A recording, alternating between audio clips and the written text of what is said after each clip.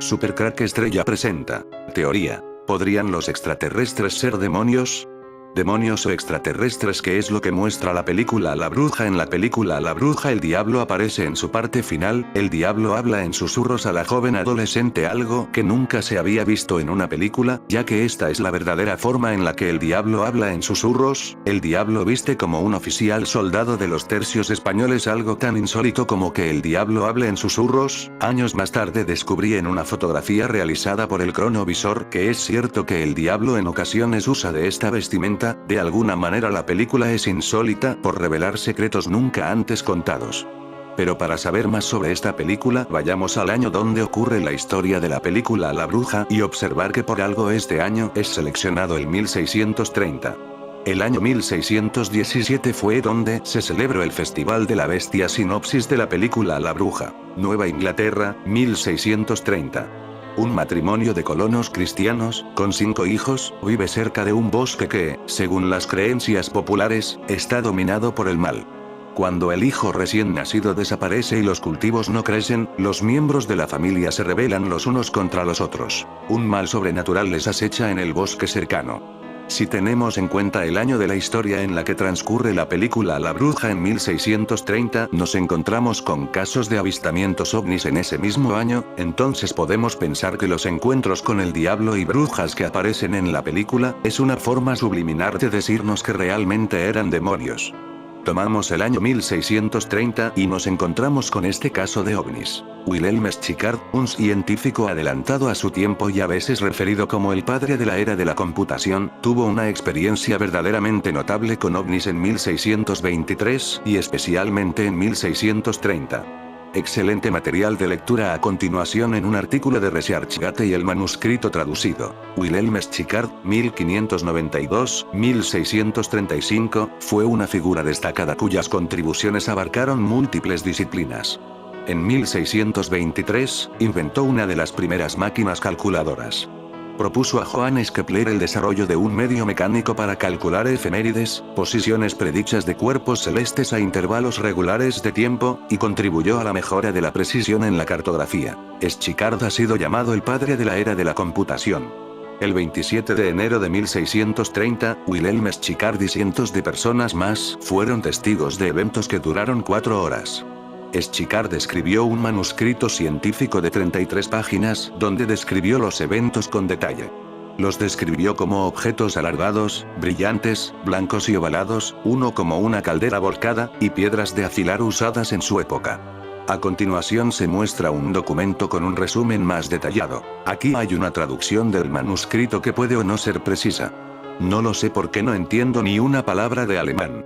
Traducción. Wilhelm Schicard tuvo una época difícil con el ridículo y casi fue despedido de su puesto. Además, el 7 de noviembre de 1623, Wilhelm Schicard vio algo que venía del cielo. El dibujo que hizo de este evento tiene una brújula en la esquina inferior izquierda. También muestra algo bajando del cielo y haciendo un giro brusco. Wilhelm Schicard, 22 de abril de 1592, 24 de octubre de 1635, fue un profesor alemán de hebreo y astronomía que se hizo famoso en la segunda parte del siglo XX después de que Franz Hammer, un biógrafo, junto con Max Caspar, de Johannes Kepler, afirmara que los dibujos de un reloj calculador, anteriores a la publicación de la calculadora de Pascal por 20 años, se habían descubierto en 2 cartas desconocidas escritas por Schicard a Johannes Kepler en 1623 y 1624. Estos ovnis que se le aparecieron a Wilhelm Schicard en el 1630 podrían ser máquinas del tiempo tripuladas por extraterrestres demonios. No era lo único extraño en el 1630, nos cuenta. En el año 1630 un monje franciscano se encontró con la sorpresa de que las tribus que vivían a lo largo del Río Grande, en Nuevo México, habían sido ya cristianizadas antes de la llegada de los europeos por una misteriosa dama azul. Javier Sierra nos da más detalles sobre las supuestas bilocaciones de una monja del pequeño pueblo de Ágreda, la llamada Dama Azul. María Coronel y Arana, más conocida como María de Jesús de Ágreda o Ic, Ágreda, 2 de abril de 1602, Ágreda, 24 de mayo de 1665, abadesa del convento de las Madres Concepcionistas de Ágreda, Soria, también conocida como la Venerable Sor María, o Madre Ágreda, fue una escritora y monja concepcionista española. Es considerada por los católicos una de las más grandes místicas de la historia de la Iglesia Católica. Mantuvo una abundante relación epistolar con el rey Felipe IV durante más de 20 años. Se dice que tenía el don de la bilocación, siendo señalada por franciscanos e indígenas contemporáneos como predicadora en Nuevo México, pese a que nunca abandonó su claustro. Sobre todo sus apariciones en Nuevo México y Texas, en donde evangelizaba y enviaba a los indios a pedir el bautismo a los misioneros franciscanos, la Dama Azul de los Llanos. La Inquisición tomó cartas en el asunto, 1635, e hizo un proceso formal sobre el mismo, 1649-50, con resultado favorable para la monja. La explicación no deja de ser complicada, pero los datos son serios e impresionantes. Este fenómeno extraordinario motivó que el 2 de diciembre de 2008 se firmara en el Capitolio de Santa Fe, en Nuevo México, un histórico acuerdo de hermanamiento entre la Villa Soriana de Ágreda y el Estado de Nuevo México, Estados Unidos.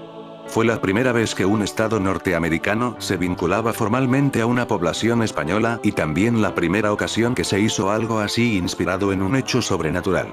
Según consta en un documento fechado en 1630, editado por la imprenta real de Felipe IV y conocido como el Memorial de Benavides, una monja de clausura de Ágreda fue la responsable de la conversión de miles de nativos americanos que vivían a orillas del Río Grande, a 10.000 kilómetros de distancia, gracias al don de la bilocación. Aquella religiosa de la orden concepcionista, llamada Sor María de Jesús de Ágreda, podía estar en dos lugares a la vez. Sor María de Ágreda predicó en el norte del Virreinato de Nueva España para evangelizar a los indios.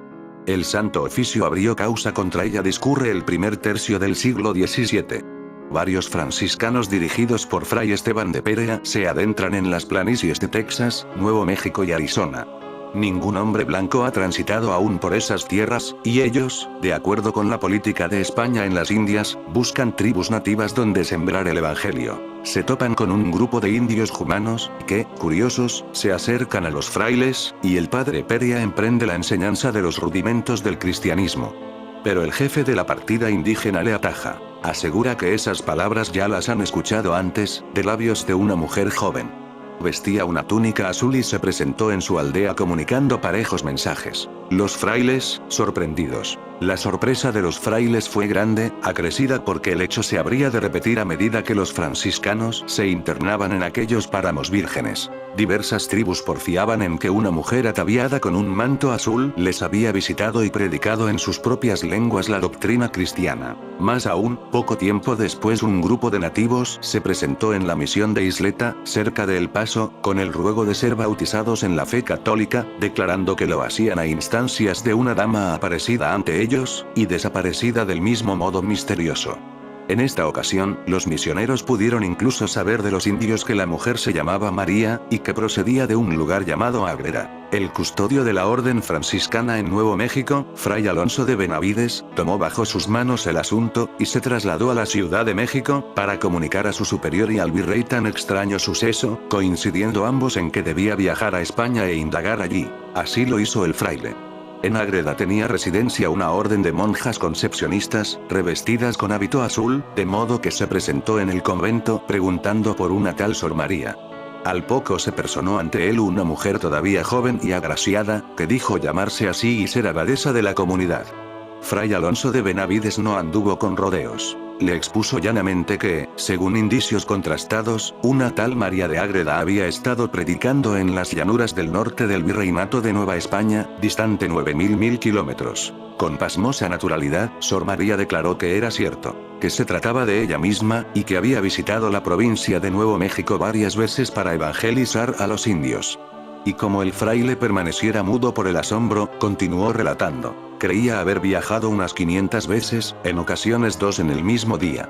Y cuando Benavides le preguntó de qué forma, ella contestó que por voluntad de Dios, y llevada por los ángeles.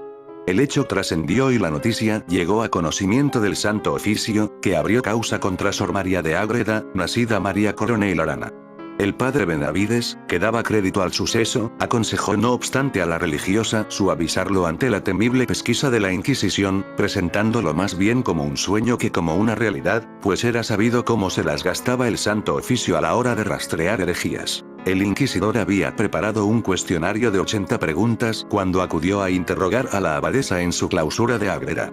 Pero en lugar de edulcorar su relato, Sor María lo mantuvo en sus términos. Había viajado innumerables veces para predicar a las tribus de las llanuras, no sabiendo si lo había hecho en cuerpo o en espíritu.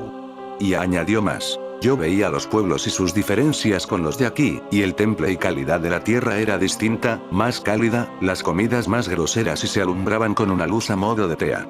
Refirió incluso las costumbres y hasta los nombres de algunos caciques. Expediente archivado. Tanta naturalidad y firmeza descompuso al inquisidor y, aunque se prodigaron las visitas y los interrogatorios, la Inquisición acabó por archivar el expediente.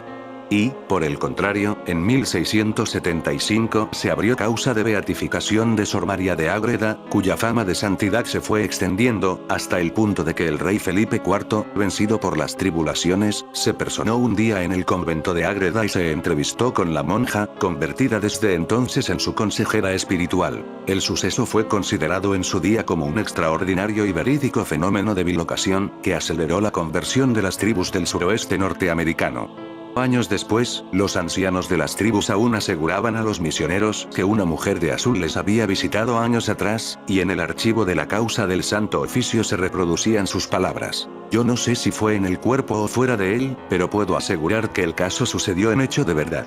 Nos salimos del año 1630 y nos encontramos con esta otra historia. En la década de 1630, el compositor italiano Gregorio Allegri creó una pieza llamada Miserere mei, Deus, ten piedad de mí, oh Dios, que se interpretaba exclusivamente en la Capilla Sixtina durante la Semana Santa. El Vaticano mantuvo su composición en estricto secreto, permitiendo que solo se hicieran 3 copias autorizadas y amenazando con la excomunión a cualquiera que intentara transcribirla o compartirla. Este misterio aumentó el atractivo de la obra, convirtiéndola en una de las composiciones más codiciadas de su tiempo. En 1770, un joven Wolfgang Amadeus Mozart, de tan solo 14 años, visitó Roma y asistió al servicio del miércoles en la Capilla Sixtina, donde escuchó la interpretación del Miserere. Sorprendentemente, Mozart transcribió toda la pieza de memoria esa misma noche y regresó al día siguiente para hacer pequeñas correcciones. Su transcripción fue posteriormente publicada, haciendo accesible la obra al mundo y levantando la prohibición de su reproducción. La hazaña de Mozart no solo demostró su extraordinario talento musical, sino que también se considera uno de los primeros casos documentados de piratería musical. Está claro, el año 1630 se sale de todo lo corriente, algo tuvo que pasar para que tantos sucesos misteriosos ocurrieran. Quizás los demonios ángeles caídos estaban más tranquilos sabiendo que en esa época no sería todo recogido por cámaras de teléfonos móviles. El 1 de agosto de 1630 la Plaza Vetra vuelve a ser el recinto para quemar a los supuestos brujos Giacomo Mora, barbero de Milán, y a su amigo Guglielmo Piazza por presuntamente haber propagado un foco de peste en la ciudad. En el lugar donde el barbero tenía su establecimiento se colocó un poste conocido como la Columna Infame, que permaneció en lo que hoy es la esquina entre la calle Giacomo Mora, en recuerdo al supuesto brujo, y la calle de Portaticines hasta el año 1778. A día de hoy, en la ubicación de la Columna Infame, hay un monumento conmemorativo que evoca su existencia en esa precisa esquina. Historias de todos los tipos nos muestra el año 1630 como un año único. El Palacio de los Vélez, en Jaén, se encuentra entre las calles Almenas y Valparaíso, hoy día es el Colegio Oficial de Arquitectos y su historia se remonta al año 1506 cuando Alfonso Vélez de Mendoza ordena su construcción. La fachada sufrió unas mejoras en el año 1630 y destaca su patio con una fuente de la que emana el agua de la vida. En el interior de tan insigne edificio vive alguien muy especial, es un fantasma, una mujer traslúcida, joven, de largos cabellos y ojos claros, no aparenta tener más de 20 años y por su indumentaria habría que enmarcarla en una época que rondaría el siglo XIX. No se comunica con nadie, tiene un andar lento y mirada triste. Se la puede encontrar en las escaleras o el acceso a la biblioteca, incluso mirando a la calle desde una de las ventanas. Quizás una viajera del tiempo. En el interior de tan insigne edificio vive alguien muy especial, es un fantasma, una mujer traslúcida, joven, de largos cabellos y ojos claros, no aparenta tener más de 20 años y por su indumentaria habría que enmarcarla en una época que rondaría el siglo XIX. No se comunica con nadie, tiene un andar lento y mirada triste. Se la puede encontrar en las escaleras o el acceso a la biblioteca, incluso mirando a la calle desde una de las ventanas. El edificio, con fama de encantado, ha sido escenario de hechos difícilmente explicables. Golpes, sonido de pasos que no provoca a nadie, susurros y objetos que caen manipulados por unas manos invisibles. Suficiente para ocasionar el temor y la inquietud en aquellos que son testigos de los mismos. Marchaos de aquí o si quieres verme, subid son las invitaciones psicofónicas que hace el fantasma al que todos llaman Margarita y que tal vez encontró la muerte entre estas cuatro paredes, descansando secretamente su alma en cualquier lugar tras una falsa pared o improvisada sepultura. El P. Jesús Silva, sacerdote español licenciado en teología patrística, responde en un video a la pregunta: ¿los extraterrestres son un engaño del diablo? El sacerdote comienza precisando que el demonio ciertamente existe y actúa, y él se hace pasar por lo que sea con tal de engañar. ¿Los extraterrestres son ángeles o son ángeles caídos? ¿Es posible que los ángeles caídos pasarán a la clandestinidad durante el diluvio? Si no, ¿cómo es que todavía hay ángeles caídos hasta el día de hoy si el diluvio los aniquiló a todos? La Biblia enseña que la vida solo existe en la Tierra, porque el resto del universo fue creado únicamente para que la humanidad fuera testigo. Toda la vida que existe está presente en la Tierra, por lo que los alienígenas no existen. Por lo tanto, los diversos supuestos avistamientos de extraterrestres deben ser mentiras, engaños, fenómenos atmosféricos o engaños de demonios. Los demonios son ángeles caídos y la Biblia dice que a veces se presentan a los hombres como luz. 2 Cor 11:14. Por lo tanto, es posible que algunas de estas apariciones sean demonios que trabajan para convencer a la humanidad de que existe vida en otras partes del universo. Con respecto al diluvio, ningún demonio o ángel fue destruido en el diluvio. Solo los que habitan la tierra fueron destruidos. Las víctimas incluyeron a los Nefilim, la descendencia de los demonios y las mujeres. Después de esto, el Señor también puso en el abismo a los demonios responsables de esta perversión. Judas 6 y a los ángeles que no guardaron su propio dominio, sino que abandonaron su morada, los guardó en prisiones eternas bajo tinieblas para el juicio del gran día. Entonces, aunque algunos de los demonios están en prisión, el resto todavía vaga libre bajo el control de Satanás. OVNIs y vida extraterrestre. 1639. El primer caso OVNI de EU. Rescatamos una serie de avistamientos de fenómenos aéreos no identificados ocurridos en Estados Unidos en la primera mitad del siglo XVII. Uno de estos incidentes, datado en 1639, está considerado el primer caso ovni recopilado en ese territorio. A partir de 1620, los colonos puritanos ingleses se establecieron en el recién descubierto Nuevo Mundo, en la colonia de la Bahía de Massachusetts, el segundo asentamiento más importante en Nueva Inglaterra tras la colonia de Plymouth. John Winthrop, su gobernador desde 1629, era un personaje poco amigable, más bien autoritario, tirano y conservador, pero nos dejó un legado incomparable: sus diarios, en los que describe los primeros avistamientos de ovnis en Estados Unidos. La película La Bruja se enmarca en el género de terror, coproducida por Estados Unidos, Canadá y Reino Unido y dirigida por Robert Eggers. Trata la historia de una familia de la Nueva Inglaterra del siglo XVII. Año 1630 que es expulsada de la colonia en la que residían. Al ser expulsados, buscan un sitio en el que asentarse. Llegan a una zona próxima a un bosque, donde tratarán de vivir de forma tranquila. Sin embargo, la extraña desaparición del pequeño Samuel hará que la familia entre en una espiral de angustia, desconfianza, desolación y de constantes acusaciones de culpabilidad que pondrán a prueba la estabilidad y la cohesión de la familia. Se irán sucediendo todo tipo de hechos, siendo la mayoría de ellos bastante inquietantes, que irá acabando con la cordura y la estabilidad propia de los personajes que constituyen la trama. Es una película de terror que sabe combinar bien con el trasfondo histórico que se está presentando en la película. Para comprender la trama de la película, debemos de saber comprender cómo era la sociedad del siglo XVII.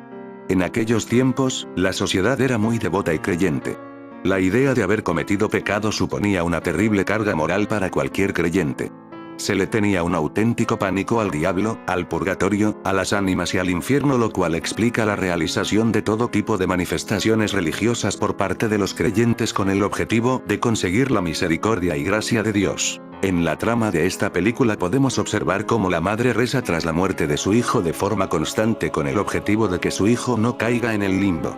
La madre sufre un radical cambio de actitud y se convierte en una persona con un comportamiento taciturno, irascible, que se olvida de todo lo que le rodea y se centra en la oración al Señor con el propósito de salvar el alma de su hijo, así como a los demás miembros de la familia. Conforme van sucediendo los extraños sucesos y las desgracias van llegando al hogar de esta humilde familia, la madre entra en un estado de desesperación y de irritación, acusando de forma constante a Thomasin de ser responsable de todas las desgracias. El personaje de la madre nos permite comprender bastante bien los miedos de la sociedad del 17 a sufrir el castigo divino, a las brujas, al diablo, entre otros. El padre realiza un papel notable, pues demuestra tener un carácter más calmado y sereno que choca en muchas ocasiones con el de su mujer. Se muestra optimista, y aunque siente miedo porque la ira de Dios pueda castigar a los suyos, trabaja sin destajo con el objetivo de mantener a su familia.